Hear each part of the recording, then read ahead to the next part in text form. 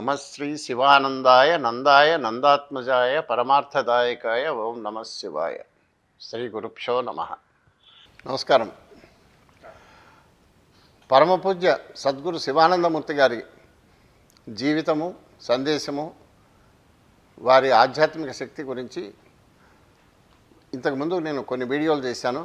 వారితో అత్యంత సన్నిహితులు, అంతేవాసులుగా అనదగ్గవారు, ప్రముఖులతో. అయినప్పటికీ ఒక లోటు మిగిలిపోయింది. సద్గురు శివానందమూర్తి గారి గురించి సాధికారికంగా చెప్పగలిగిన ఏకైక వ్యక్తి ప్రొఫెసర్ రాఘవేంద్రన్ గారు. వారు 1-2 కాదు, దాదాపుగా సుమారు 47 సంవత్సరాల పాటు వారు ఆయనతోనే సాహచర్యము, చాలా క్లోజ్గా ఆయనతో ఉన్నారు. ఎక్కడి ఉన్నా, ఆయన ఎక్కడికి వెళ్ళినా పక్కనున్న ఏకైక వ్యక్తి రాఘవేంద్రన్ గారు. ఆయన గురించి ఈయనకు తెలియని విషయము లేదు. రాఘవేంద్రన్ గారంటే సద్గురు శివానందమూర్తి గారికి అపారమైన అభిమానము. ఈయన మేధాశక్తి మీద పెద్ద గొప్ప గౌరవము. అటువంటి వారు ఆయన ప్రతి కార్యక్రమంలో వెన్నంటి ఉన్న రాఘవేంద్రన్ గారితో అసలు శివానందమూర్తి గారి వ్యక్తిత్వము, వారి మహిమ, మహత్వము, అన్ని విషయాలు కొన్ని అడిగి తెలుసుకుందాం. రాఘవేంద్రన్ గారు నమస్కారం. నమస్కారం. ఇవాళ మనం గురువుగారి గురించి మాట్లాడుకోవడానికి కూర్చున్నాం. నేను ఇప్పటికి చాలా ఇంటర్వ్యూలు చేశా, కానీ ఇటువంటి ఇంటర్వ్యూ నేను ఇంతవరకు చేయలేదని నేను అనుకుంటున్నాను. మొదలేంటంటే ఇది ఒక ప్రేరణ, దైవ ప్రేరణ, గురువుగారి ప్రేరణలాగా. ఈ మధ్య కొన్ని నేను ఇంటర్వ్యూలు చేశాను గురువుగారి గురించి కూడా. చాలామందితో కొన్ని ఇంటర్వ్యూలు చేసినా ఒక 2-3 ఏళ్ళుగా వెనక్కిపోయింది. మిమ్మల్ని కలవటం కూడా నేను 2-3 ఏళ్ళుగా అనుకున్నాము, ముందుకు పోలా. అలాంటిది ఈ మధ్య ఒక రోజున ఉన్నట్టుండి మీతో మాట్లాడాలి అని నాకేదో స్ఫురణ కలిగింది. మీతో రమ్మన్నారు, ఇవాళ వచ్చాను. కాబట్టి గురువుగారే నాకు ప్రేరణ ఇచ్చారు, గురువుగారే మిమ్మల్ని పలికిస్తున్నారు. నన్ను అడిగిచ్చేది ఆయనే, మీ ద్వారా చెప్పించేది ఆయనే అని అనుకుని మన ఇద్దరం నిమిత్త మాత్రమే అనుకుని మొదలు పెడదాం. తప్పకుండా. మన మధ్య నిలబడి ఇన్నాళ్ళు సంచరించి వెళ్ళిపోయిన శక్తి ఏమిటి, దాని సంగతి తెలుసుకోవాలనన్నా చెప్పేవారు మీరు తప్ప ఎవరూ లేరని అనుకుని మీ దగ్గరికి వచ్చాం. ఇప్పుడు మనం ఈ ఇంటర్వ్యూలో మీతో అనుభవాలు, మీకు ఆ వారితో అనుభవాలు, ఆయన జాతీయవాదిగా, ఒక దేశభక్తుడిగా, ఒక ఆధ్యాత్మిక నాయకుడిగా, సంఘ సంస్కర్తగా ఆయన ఎలా చూడాలి అనేవి విడివిడిగా చేసుకుందాం అవకాశాన్ని బట్టి. ముందు ఏమిటంటే, మొట్టమొదలు అన్నిటికన్నా ముందు చాలామంది నాకే తెలుసుకోవాలని ఉంది, అసలు ఆయన ఎవరు, ఆయన ఎలా అర్థం చేసుకోవాలి, ఆ శివానందమూర్తి అనే శక్తి ఏమిటి అనేది మీరు ఏం చెప్తారు నాగేంద్రన్ గారు? దీనికి మనం సృష్టి ఆది నుండి పరిశీలన చేసుకుంటూ రావాలి. ఎందుకంటే వారు సృష్టి ఆది నుండి ఉండే ఒక మహా గొప్ప శక్తి. అయిన సృష్టి ఎలా జరిగిందంటే, కేవలం బ్రహ్మ వస్తువు ఉండేది, అది తత్వమే, అది వ్యక్తి కాదు, గుణం లేదు. కానీ ఏదో ఒక క్షణంలో దానికి ఒక స్పందన కలిగిందట. ఆ స్పందన ఎందుకు కలిగింది అంటే, దీనికి ముందు ఒక సృష్టి ఉండేది. ఆ సృష్టి అంతమైనప్పుడు కొన్ని జీవులు పరిణామం కంప్లీట్ కాక వాళ్ళు ఉండిపోయారు. వాళ్ళంతా ఆ బ్రహ్మ వస్తువుని ఆవరించుకుంటూ ఉన్నారు. వాళ్ళ జ్ఞాపకం, వాళ్ళని ఎలాగైనా ఈ సృష్టిలో ఉత్తరింప చేయాలనే ఒక తాపత్రయం ఆ బ్రహ్మ వస్తువుకి కలిగింది. అదే ఆ స్పందన. స్పందన కలగంగానే సృష్టి కొనసాగించాలి, పోయిన సృష్టిలాగా ఇప్పుడు కూడా చేయాలి అనే ఒక థాట్ వచ్చిన వెంటనే ఆయన నుండి ఒక చైతన్యవంతమైన రెండో బ్రహ్మ, పరమశివుడు అనేవాడు వచ్చాడు. ఆ పరమశివుడు తను ఒక్కడే సృష్టి చేయలేడు. దానికి కావాల్సిన ఉపకరణాలకి ప్రకృతి కావాలి. ఆయన ఒక ప్రకృతియే ఆయన నుండి బయటకు వచ్చి పరాశక్తిగా బయటకు వచ్చింది. ఈ పరమశివుడు, పరాశక్తి ఇద్దరు సృష్టిని మొదలు పెడతాం అనుకున్న సమయంలో వాళ్ళ దగ్గర నుండి విష్ణువు, విష్ణు నుండి బ్రహ్మముఖాత్ రుద్రుడు వచ్చారట. వీళ్ళని పంచబ్రహ్మలు అంటారు.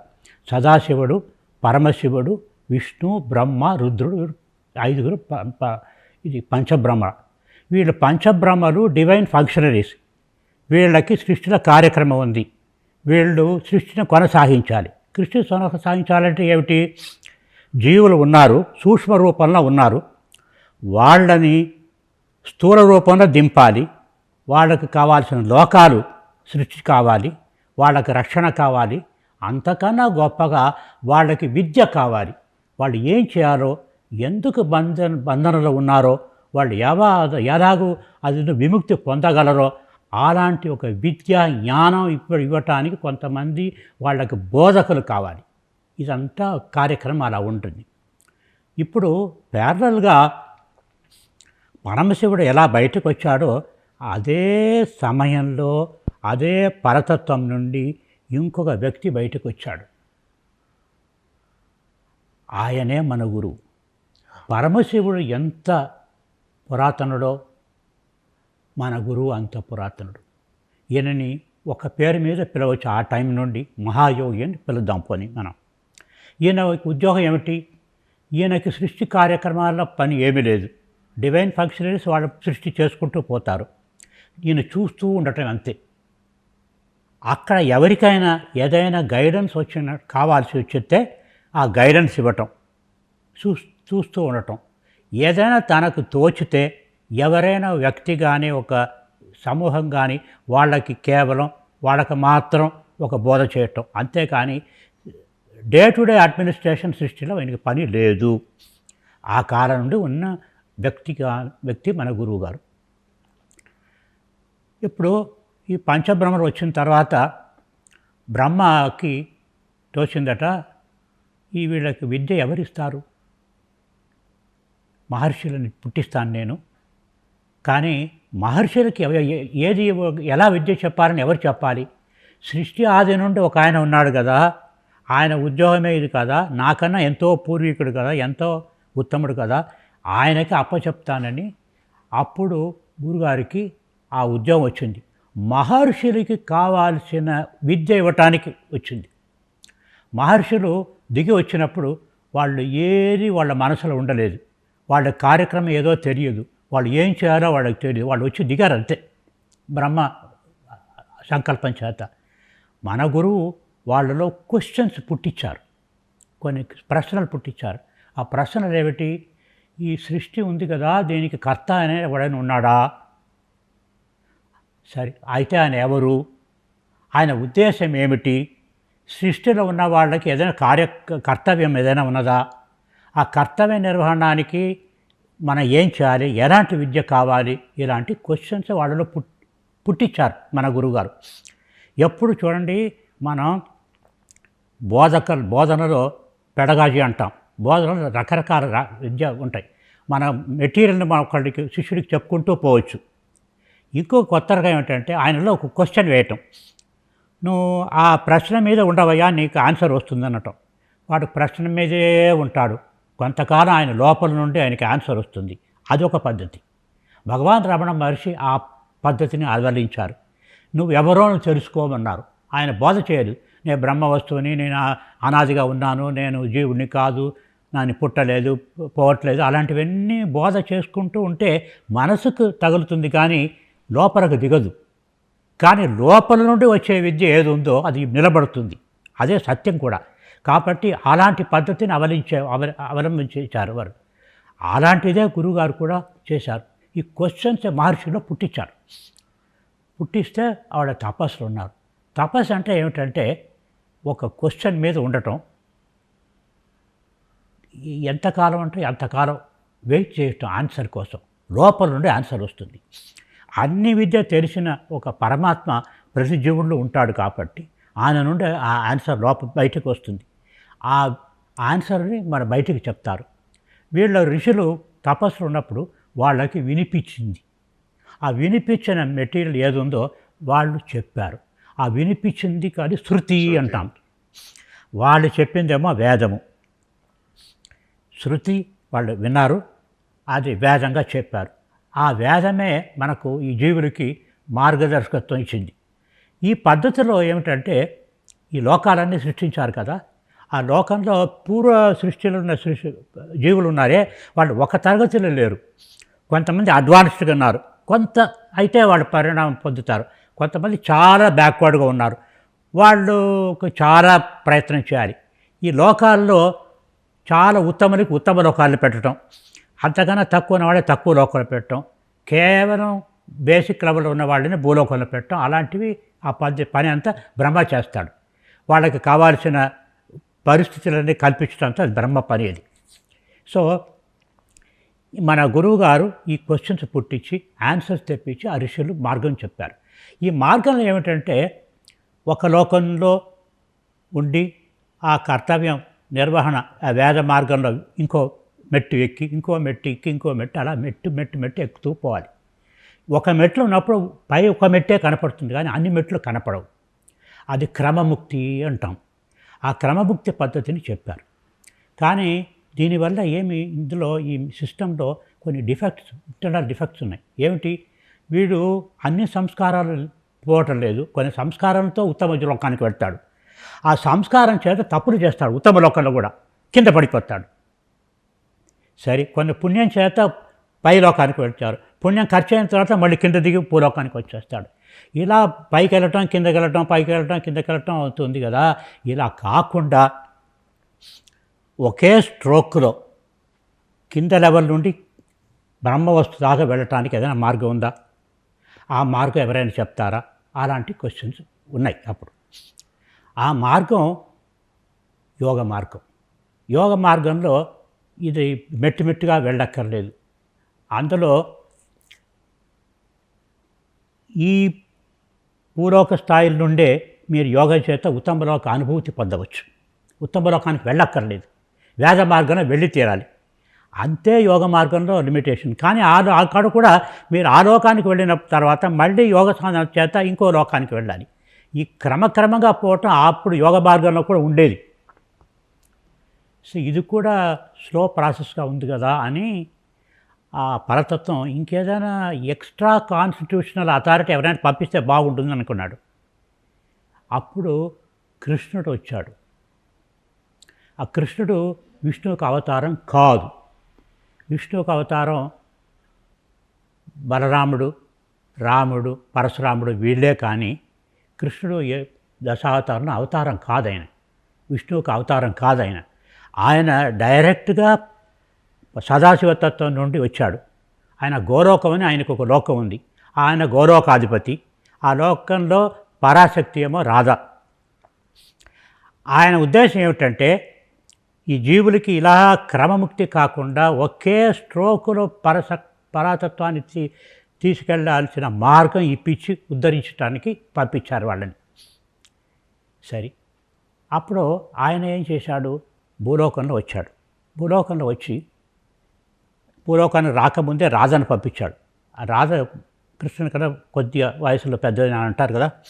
భూలోక పరిస్థితి ఏమిటి, వీళ్ళకి ఏమిటి రిక్వైర్మెంట్ ఉంది, వీళ్ళ అజ్ఞానానికి వీళ్ళ స్వరూపం ఏమిటి, ఏం చేస్తే వీళ్ళు బాగుపడతారని సర్వే చేసి కృష్ణుడు వచ్చేటప్పటికి ఆయనకి బోధ చేసింది. ఎక్కడ చేసిందో ఎలా చేసిందో దాని ప్రకారంగా కృష్ణుడు తన పని మొదలుపెట్టాడు. కృష్ణుడు వచ్చి చేసిన రెవల్యూషనరీ స్టెప్ ఏమిటంటే ఈ యోగుల్ని మనం ఎంకరేజ్ చేయాలి. యోగుల్ని ఎలా ఎంకరేజ్ చేయాలంటే ఏకకాలముందు అన్ని లోకములు దర్శనం చేసేటట్టుగా అనుభూతి పొందేటట్టుగా చేయాలి. దానికి కావాల్సింది ఇప్పుడు ఉన్న శరీరం సరిపోలేదు. దానికి శరీర నిర్మాణంలోనే ఫిజియోసైకిక్ నేచర్ది హ్యూమన్ బీయింగే మార్చాలి అని ఏం చేశాట, తనే అలాంటి శరీరం ధరించి కిందకి దిగి యోగ మార్గంలో ఉన్న వాళ్ళందరికీ అలాంటి శరీరం ఇప్పించాడు. ఆ శరీరంలో కలిగిన యోగులు ఏం చేశారంటే ఒక్క భూలోకంలో ఉండి ధ్యానం చేస్తేనే అన్ని లోకాలు వాళ్ళకి కనిపించాయి. అది మాత్రం కాదు, అన్ని లోకాలు ఏ తత్వం మీద నడుస్తుందో అది కూడా కనిపించింది. అది కేవలం బ్రహ్మవస్తుతో వెళ్ళగలిగిన కేపబిలిటీ వాళ్ళకి వచ్చింది. అలాంటి ఒక గొప్ప రెవల్యూషనరీ స్టెప్ కృష్ణుడు సృష్టికి తెప్పించాడు. కానీ మీరు అనొచ్చు, అది యోగులకే కదా, మళ్ళీ మిగతా వాళ్ళ సంగతి ఏమిటి, యోగులు ఎంతమంది ఉంటారు, చాలా తక్కువ మంది ఉంటారు కదా అంటే అప్పుడు కృష్ణుడు దయచేస్తే ఏం చేశాట, నువ్వు ఎలాంటి ప్రయత్నం చేస్తే కూడా భగవంతుడిని చేరుకోవటానికి అదంతా యోగంగా నేను ఒప్పుకుంటానన్నాడు. కర్మ యోగం అన్నాడు గీతలో, సన్యాస యోగం అన్నాడు, కర్మ సన్యాస యోగం అన్నాడు, ధ్యాన యోగం అన్నాడు, జప యోగం అన్నాడు, ప్రతిదిని యోగం అన్నాడు. మీరు ఉద్దేశించి నేను బాగా బ్రహ్మవస్తువులు కలుస్తాను అనే మీరు ప్రయత్నం చేస్తాడో అవన్నీ కూడా యోగమే అని నేను క్లాసిఫై చేసుకుంటాను. మిమ్మల్ని అలాంటి యోగిగా ఒప్పుకుంటాను. మీకు నా పద్ధతిలో మీకు బెనిఫిట్ ఇస్తానని కృష్ణుడు ఆ రెవల్యూషనరీ స్టెప్ తెప్పించాడు. అంటే ఎందుకు ఈ చరిత్ర కావాలి. ఇప్పుడు అది నడిచింది. కృష్ణావతారం పరిసమాప్తం అవ్వబోతుంది. అది ఎంతకాలం ఉండలేడు కదా. అప్పుడు ఆయనకి ఇంకా అన్ఫినిష్డ్ వర్క్ ఉంది. నా పని ఎవరు ముందుకు తీసుకెళ్ళాలి, నేను ఇలాంటి నా మనసులో ఇంకా కంప్లీట్ చేయలేదే అనే ఒక బెంగతో నేను వెళ్ళటానికి వీల్లేదు. నేను క్లీన్గా పోవాలి మళ్ళీ నేను గోలోకానికి. ఎవరికి అప్పచెప్పాలి అని ఒక తాపత్రయం ఉన్నాడు. ఆ సమయంలో ఈ మహాయోగి ఉన్నాడు కదా, ఆ సృష్టి ఆది నుండి ఉన్నాడు కదా, ఆయన భూలోకానికి వచ్చి వృద్ధ జాగేశ్వర్ అని ఒక చోట ఉంది. ఆ వృద్ధ జాగేశ్వర్లో తపస్సు చేసుకుంటున్నాడు. ఈ కృష్ణుడు దివ్య దృష్టిలో ఓహో నాకన్నా నాకు ఈక్వల్గా కేబిలిటీ ఆయనకుంది. నేను ఎలా పరతత్వం నుండి వచ్చానో డైరెక్ట్గా, ఆయన కూడా పరతత్వం నుండి డైరెక్ట్గా వచ్చాడు. ఆయనకు కూడా సృష్టిలో జీవుల్ని ఉద్ధరించాలనే ఒక తీవ్రమైన కోరిక ఉంది. కాబట్టి ఆయనలో నా కాన్షియస్నెస్ని దింపి ఆయనకి పని అప్పచెప్పి మనం వెళ్ళిపోదామని అనుకున్నాడు. కృష్ణ నిర్యాణ సమయంలో ఆయనలో ఉన్న వైష్ణవ తేజస్సము వైకుంఠానికి వెళ్ళిపోయింది. ఆయన చాలా కార్యక్రమాలు చేశాడు కదా, రాక్షస సంహారం అది ఇది, అదంతా విష్ణువు ఒక తేజస్సు తీసుకుని చేశాడు. ఆయన పని కాదు అది వెనక పంపించేశాడు. ఈ సృష్టికి సంబంధించిన ఏది ఉందో ఆయనకి మనసులో అదంతా పెట్టుకుని ఆ వృద్ధజాగేశ్వరులో వెళ్ళాలి. ఆ లోపల ముందు ఈ తేజస్సు ఉంది కదా, ఈ కాన్షియస్నెస్ ఏదో ఉంది కదా, అది ఎవరో తీసుకోవాలి కదా, వ్యక్తిగా కదా పోవాలి, కాన్షియస్నెస్ పోదు కదా అనుకుంటే అక్కడ ఒక కుర్రాడు నిలబడ్డాడు. ఆయనకి 12 సంవత్సరాలు వయస్సు. అది పురాణంలో ఉంది. మైత్రేయ మహర్షి అని అంటారు పురాణంలో. మన గురు పరంపరలో మన గురుగారు నాకు చెప్పింది ఏమిటంటే అది సాక్షాత్ సుబ్రహ్మణ్యేశ్వరుడే అన్నారు. ఆ సుబ్రహ్మణ్యేశ్వరుడు కృష్ణ తేజస్సును తీసుకున్నాడు. సుబ్రహ్మణ్యేశ్వరుడు ఎవరు? ఆయన గురించి 2 మాటలు ఇక్కడ చెప్పాలి. సుబ్రహ్మణ్యేశ్వరుడు కూడా సదాశివతత్వం నుండి డైరెక్ట్గా దిగి వచ్చినవాడు. ఆయన సంపూర్ణ ప్రకృతి, సంపూర్ణ పురుషుడు కలిగిన వాడైన, ఆయన సృష్టిలో ఉన్న జీవులు అందరినీ ఒక క్షణంలో ఉద్ధరింపు చేయగలిగిన వాడైన, ఆ శివజ్ఞానమే స్వరూపం కలిగిన వాడైన ఆయన ఈయన తేజస్సు తీసుకున్నాడు. తీసుకుంటే ఆయనకి పేరు పరమగురు. ఆ పరమగురు కృష్ణ పని నేను కంప్లీట్ చేస్తానని తీసుకుని అప్పుడు ఈ మన గురుగారి దగ్గరికి ముందు నిలబడ్డాడు. ఇద్దరు గొప్పవాళ్లే. ఈయన కృష్ణ తేజస్సు తీసుకుని సుబ్రహ్మణ్యేశ్వరుడు మహా గొప్పవాడు, ఆయన సదాశివంతత్వంలో వచ్చిన మహాయోగి ఆయన గొప్పవాడు. ఒకడొకడు తెలుసుకోవటం అనేది చాలా సులభమైంది. సో ఆయన వెంటనే క్షణంలో తెలుసుకున్నాడు ఈయనెవరో. అప్పుడు అన్నట్ట you are second to none in yoga అన్నట్టు ఒక మాట, గురుగారు చెప్పిన మాట అది. నువ్వు యోగుల్లో నీకన్నా ఉత్తముడు ఎవడు లేడు, ప్రపంచం లేడు అని ఎవరన్నారు? పరమగురు మన గురువుకి చెప్పాట, మన యోగికి చెప్పాట. కానీ సుబ్రహ్మణ్యేశ్వరుడు కృష్ణతత్వం తీసుకుని సుబ్రహ్మణ్యేశ్వరుడు కేవలం సుబ్రహ్మణ్యేశ్వరుడు మహా తీవ్ర స్వభావుడు. కృష్ణతత్వం ఉంది కాబట్టి మన దగ్గర మాట్లాడతాడు, చేస్తాడు అది. సో అంటే ఆయన అన్నట్ట, చూడు నాకు సృష్టితో వాళ్ళ ఆవిధతో ఎక్కువ పరిచయం లేదు. నువ్వు సృష్టిని చూస్తూ ఉన్నావు కదా, ఎన్నో కల్పనలు చూసావు కదా, వాళ్ళు ఎలా కష్టపడతారు, ఎలా చిక్కుకుపోతున్నారు, ఎలా బయటకు రాలేకపోతున్నారు, వాళ్ళ అవిద్యా స్వరూపం నీకు నాకన్నా బాగా తెలుస్తుంది. కాబట్టి you are better eligible to go into the world and do my work than me అన్నట్ట పరమగురు. అప్పుడు ఏమనుకున్నారంటే వాళ్ళు ఒప్పందం, మన ఇద్దరం కలుద్దాం, నాలో ఉన్నదంతా నీలో వస్తుంది, నీలో ఉన్నదంతా నాలో పోతుంది, మళ్ళీ విడిపోతాం. నువ్వేమో కిందకు వచ్చి గురువుగా పనిచేయి, నేను నందాదేవిలో గుహలో కూర్చుని ఉంటాను. ఈ పరమగురు చెప్పింది.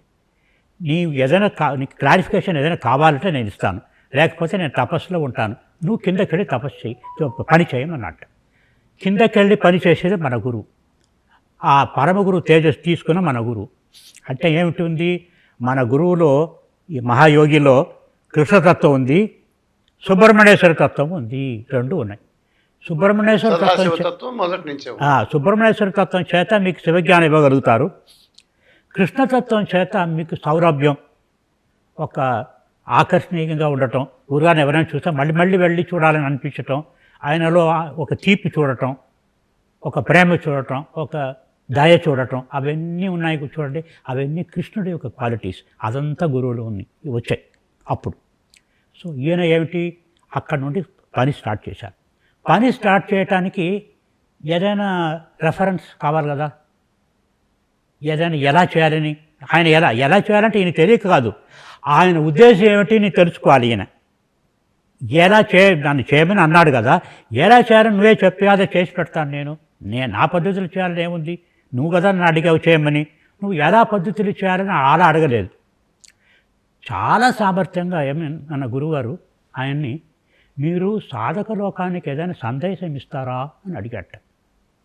ఆ సందేశం తీసుకున్నట్టు సందేశ ప్రకారంగా పనిచేయచ్చని. బాగా అడిగావు, ఆ సందేశం ఇస్తాను తీసుకోమన్నట్టు. అహమేవ గమ్యం, అహమేవ గమనం, అహమేవ పాంత, అహమేవ పతః అన్నట్టు. గురువు ఈ మహాయోగి ఉన్నాడే, అర్థమైంది, ఆ ప్రకారంగా చేస్తా అన్నట్టు.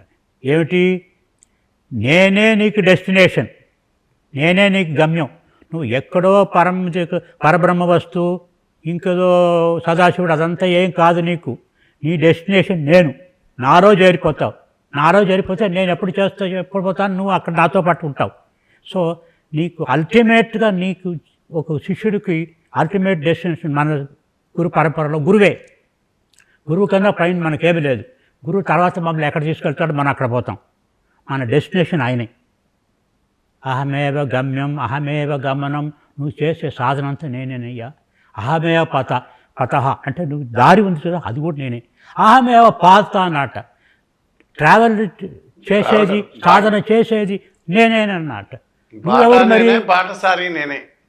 నువ్వెవరు మరి, ఏమీ లేదు. నువ్వు ఉంటావంతే. నువ్వు పెండ్లానికి మోడుగా ఉంటావు, పిల్లలకి తండ్రిగా ఉంటావు, ఏదో న్యూస్ పేపర్ ఎడిటర్గా ఉంటావు, అంతే నీది. మిగతా నీలో సాధన చేసి నిన్ను నడిపించి ఆ పాతాల దారిలో నిన్ను గమ్యస్థానానికి చేరుతూ ఆయన చేయొచ్చు. సో ఇది revolutionary step in the whole of creation so far as the evolution of human kind is concerned. ఇంతకన్నా గొప్ప ఒక గురుతత్వం చేసే పని ఉండదు. అది మన గురుగారు చేస్తున్నారు ఇప్పుడు.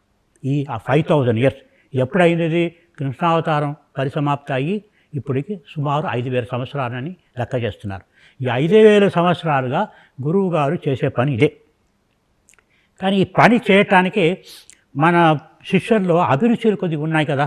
కొంతమంది యోగం అంటే ఇష్టం, కొంతమందికి భక్తి అంటే ఇష్టం, కొంతమందికి జ్ఞానం అంటే ఇష్టం, కొంతమందికి యోగం అంటే ఇష్టం. వాళ్ళ ఇష్టం ఎందుకు ఇష్టం అలాగంటే ఆ ముందు నుండి ఆ పద్ధతిలో కొద్ది పరిణామం పొంది వచ్చిన వాళ్ళు కాబట్టి తనే 4 భాగాలుగా విభజన చేసుకుని 4 అవతారాలుగా ప్రతిసారి వస్తారాయన. ఇప్పుడు మన శివానందమూర్తి గారు అని మనం చూసిన గురువు గారు బోధాంశ, ఈయన బోధ చేస్తాడు. ఈ బోధాంశ ఎంత స్పెషల్ అంటే బోధలోనే యోగం ఉంది, బోధలోనే జ్ఞానం ఉంది, బోధలోనే భక్తి ఉంది, బోధలోనే అన్నీ ఉన్నాయి. కాబట్టి అన్ని అంశాలు కూడా బోధాంశాలు ఉంది కాబట్టి ఇది చూసి చేశారమ్మో నాకు అనిపించింది. వేరే అంశాల్లో కేవలం అదే ఒకటే ఉంటుంది, జ్ఞానాంశం. భక్తి అంటే భక్తే ఉంటుంది, జ్ఞానం అంటే జ్ఞానమే ఉంటుంది, యోగం అంటే యోగమే ఉంటుంది. ఈ బోధలోనే అన్నీ ఉంటాయి. బోధాంశం తీసుకున్నారు. ఇప్పుడు ఇక్కడ 4 అన్నాం కదా, ఇప్పుడు 4 ఎవరెవరికి వచ్చి క్వశ్చన్ అడగవచ్చు. అది గురుగారే ఒకనాడు చెప్పారు. ఎలాగంటే ఒకనాడు నేను వెళ్ళినప్పుడు న్యూస్ పేపర్ చూసావా అని అడిగారు. సరే ఇంకా చూడలేదు, ఒకసారి ఏదో న్యూస్ ఉందా చూడు అన్నారు. న్యూస్ చూస్తే అక్కడ గంగా ఒడ్డున ఒక ఫారెస్ట్ ఏరియాలో ఒక శంకర్ బాబా అని ఒక ఆయన ఉన్నాడు. ఆయన ఒక ఫారెస్ట్ ఫైర్లో పోయాడు అని ఉంది. గురారన్న రాత్రంతా ఒళ్ళు మండిపోయిందండి నాకు అన్నారు. ఎందుకు సార్ అన్నాను. నేనే కదా ఆయన నా జ్ఞానాంశ అన్నారు. సో అది తెరిచిపోయింది. రెండవది కల్కటాలో యగోద సత్సంగ్లో సరాంపూర్ అన్న ఊరుంది.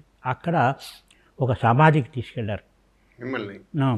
ఆ సమాధి చూసి ఇదే నా యోగాంశ, ఆయన పేరు కూడా శివానంద అని చెప్పి అక్కడ ఆశ్రమంలో ఒక ఫోటో ఉండింది. ఆ ఫోటో ఒక కూర్చున్నట్టుగా ఆ మొహం మాత్రం చేయలు కప్పి కింద చూడు అన్నారు. కింద చూస్తే గురువారే అది నేనేనయ్యా అన్నారు. మొహం అండి? మొహం ఫేస్ మాత్రం చేయి కప్పారు ఆ ఫోటోకి.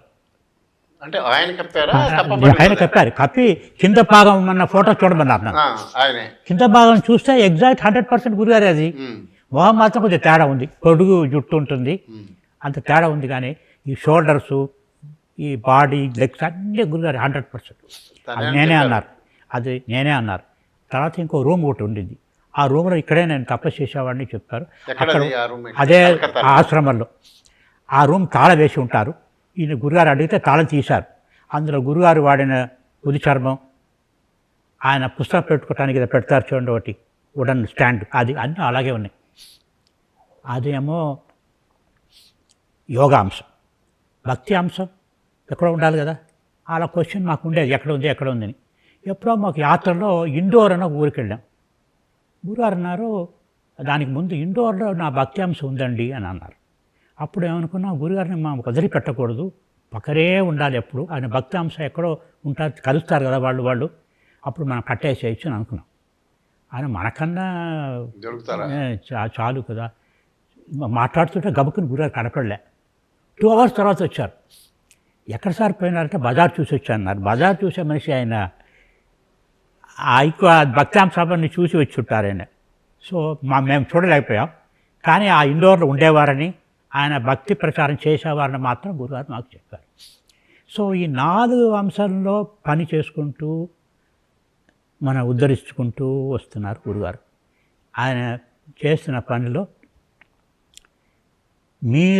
మీకు చెప్పిన పని మీరు చేసుకుంటుండటం అంతే మీ బాధ్యత. మీకేదో చెప్పారనుకోండి, అది మాత్రం చేయటం. మీరు ఏది చెప్పలేదనుకోండి, మీరేం చేయక్కర్లేదు. సాధన, మిమ్మల్ని మీరు పరిణామం పొందటం అన్నీ ఆయనే చేస్తారని ఆ సూత్రం చేత తెలిసింది కదా మీకు. నేనే నడుస్తాను, నేనే దారి, నేనే గమ్యం అని చెప్పారు కదా. కాబట్టి అది 100% సత్యం. ఇలాంటి ఒక సిస్టమ్ ఎక్కడ ఉండదు. కాదు రాఘవేంద్ర గారు, అయితే మనం ఇక్కడికి ఈ ఎపిసోడ్ సాధిద్దాం. ఎందుకంటే గురువుగారు ఎవరు, మీరు ఇప్పుడు నేను అనుకోవటం అది మీ అబ్జర్వేషన్ గారు మీకు చెప్పిన విషయాలే మీరు మాకు చెప్పారని నేను అనుకుంటున్నా. కరెక్టేనా? కాబట్టి ఇది మీ ఊహ కాదు, మీ గెస్ కాదు. మీరు ఏదో ఒక టైంలో గురువుగారి ద్వారా మీరు వినుంటారు ఈ విషయాలు. కాబట్టి ఇవాళ మీరు చెప్పింది గురువుగారే వారి హృదయాన్ని వారెవరు అనేది ఆవిష్కరించారని అనుకుందాం.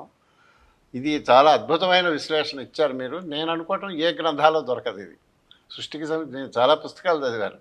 ఏ పుస్తకాలు చదివినా వేదాలు, సృష్టి ఎట్ట పుట్టింది, ఏమిటి, ఏ అంశాలు ఎలా వచ్చినాయి, ఇవన్నిటి గురించి రకరకాల కథనాలు ఉన్నాయి, రకరకాల వెర్షన్స్ ఉన్నాయి. కానీ అవన్నీ గొప్పవే అయ్యి ఉండొచ్చు.